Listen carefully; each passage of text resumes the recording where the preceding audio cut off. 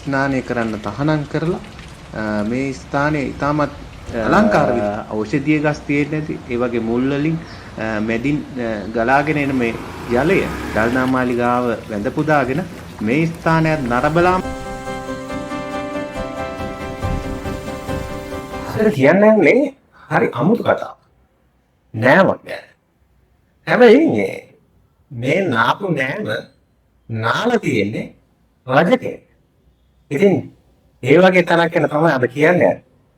මේ තැන තියෙන්නේ මහනුවර.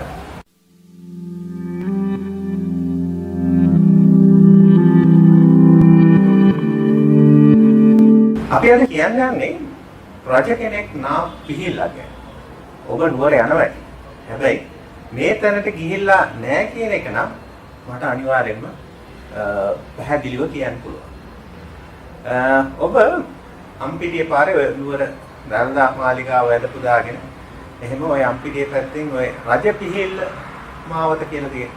ඒ ප්‍රදේශය තමයි මේ පිහිල්ල තියෙන්නේ. මේක පිහිල්ල. ඉතින් මේක ලේසි පහසු පිහිල්ලක් නෙමෙයි. මේක රජ කෙනෙක් නාවු පිහිල්ල.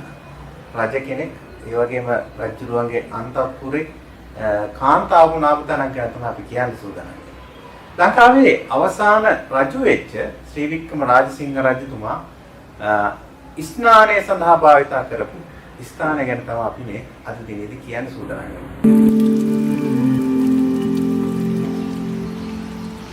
කීර්තිසී රාජසිංහ රජතුමා එතුමාගේ රජ දවසේ මෙම පිහිල් හැදුවා කියලා තමයි ඉතිහාසයේ සඳහන් වෙන්නේ.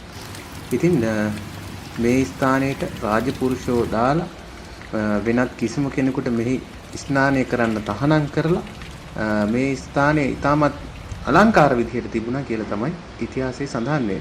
ඉතින් ඔය උඩවැත්ත කැලේ පැත්තෙන් එන දියදහරාව තමා මෙතනට එන්නේ කියලා සඳහන් වෙන්නේ. පිරිසුදු ඒ වගේම කොච්චර ගස් තියෙන්නේ නැද්ද මේ ප්‍රදේශවල. ඉතින් මේ ගස්වල ඖෂධීය ගස් තියෙන්නේ නැති ඒ වගේ මුල් වලින් මැදින් ගලාගෙන එන මේ ජලය ඉතින් රජතුමාගේ පවුලේ අයත් භාවිතා කරා කියලා තමයි සඳහන් වෙන්නේ.